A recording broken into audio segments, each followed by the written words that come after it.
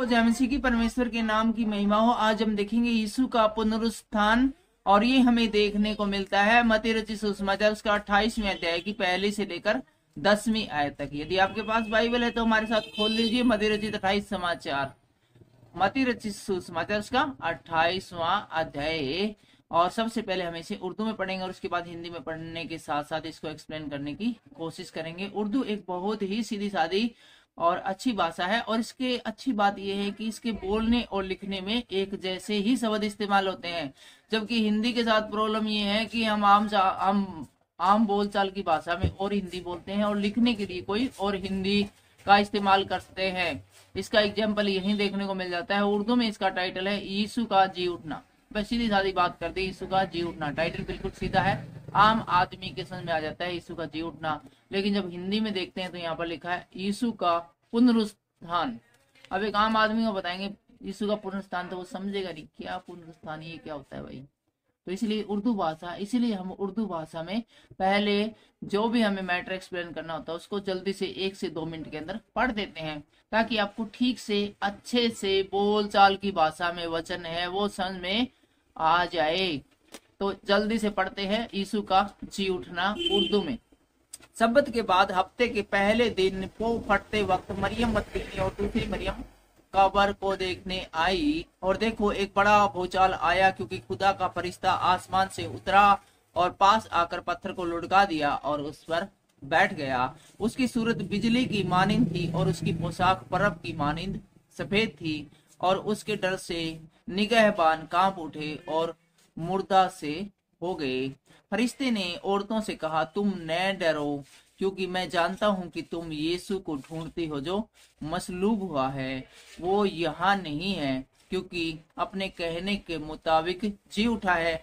आओ ये जगह देखो जहाँ खुदावंद पड़ा था, और जल्द जाकर उसके शागिर्दों से कहो कि वो मुर्दों में से जी उठा है। और देखो वो तुमसे पहले गलील को जाता है, वहां तुम उसे देखोगे। देखो मैंने तुमसे कह दिया है।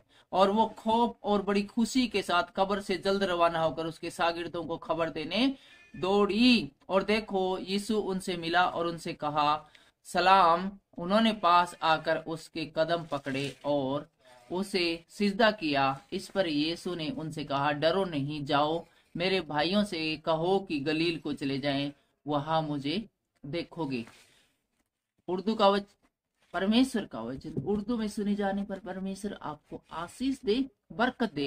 हिंदी में देखते हैं यीशु का पुनरुत्थान। हम पढ़ रहे हैं मत्ती रचित सुसमाचार उसका 28वां अध्याय। सब्बत के दिन के बाद सप्ताह के पहले दिन पो फटते ही मरियम मगदलीनी और दूसरी मरियम है वो कब्र को देखने के लिए गई। एक ही लाइन में बहुत सारी बातों को लिख दिया गया है। पहली बात सब्बत का दिन था, और दूसरी बात है सब्बत का दिन था और सप्ताह का पहला दिन था, और सुबह का समय था, पो फटने वाली थी, उजाला होने वाला था। उस समय की एक बात है कि मरियम मगदलीनी और दूसरी मरियम है वो कब्र को देखने के लिए आई। कब्र को देखने के लिए कुछ स्त्रियां वहां पर आती है जिसके नाम है मरियम मगदलीनी और दूसरी है खातून है वे थी। और देखो एक बड़ा भूकंप हुआ, और उसी समय जब वो कब्र को देख रही थी तो एक बहुत बड़ा भूकंप हुआ, क्योंकि प्रभु का एक दूत स्वर्ग से उतरा। एक प्रभु का दूत कब्र के सामने उतरा, और जैसे ही वो उतरा एक बड़ा भूकंप हुआ और पास आकर उन्हें पत्थर को लुढ़का दिया। उस स्वर्गदूत ने देखा कि यीशु के कब्र के मुंह के जिस गुफा में यीशु का शव रखा था उसके मुख के ऊपर एक बड़ा पत्थर रखा था। ये फरिश्ते ने देखा और उसने उस पत्थर को लुढ़का दिया और उस पर बैठ गया। और आगे हम देखते हैं उसका रूप बिजली का सा और उसका वस्त्र पाले के समान उज्जवल था। तो उसके भय से पहरवे कांप उठे और मृतक समान हो गए। और इस प्रकार से अचानक जब स्वर्गदूत को पत्थर को लुढ़काते देखा उस गुफा के मुख पर से और उसके ऊपर बैठे देखा, तो पहरवे वहां पर थे हुए कांप उठे और बिल्कुल मृतक के समान हो गए।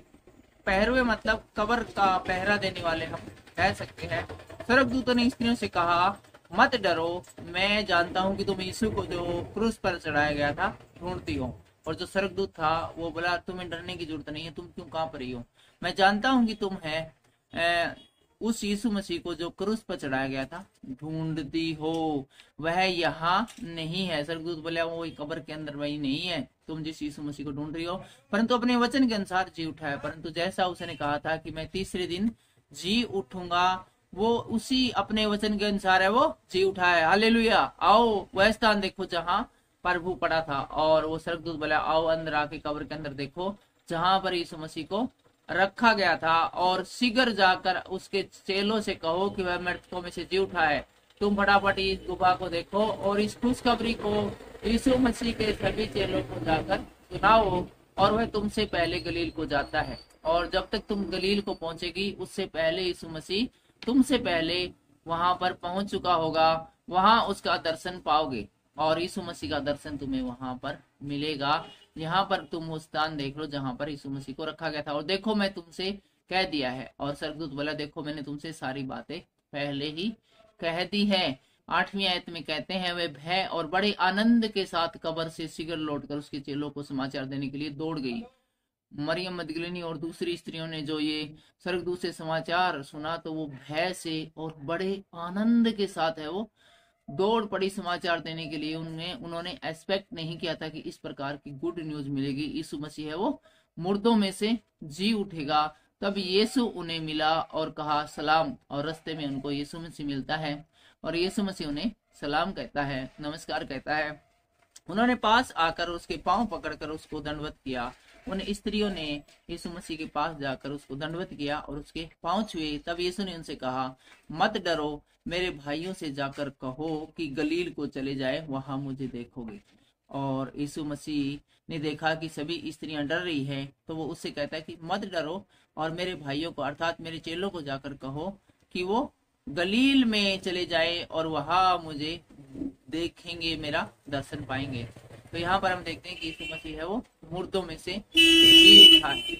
आज की इस वीडियो की तरह परमेश्वर आपको आशीष दे, बरकत दे, सबको जय मसीह।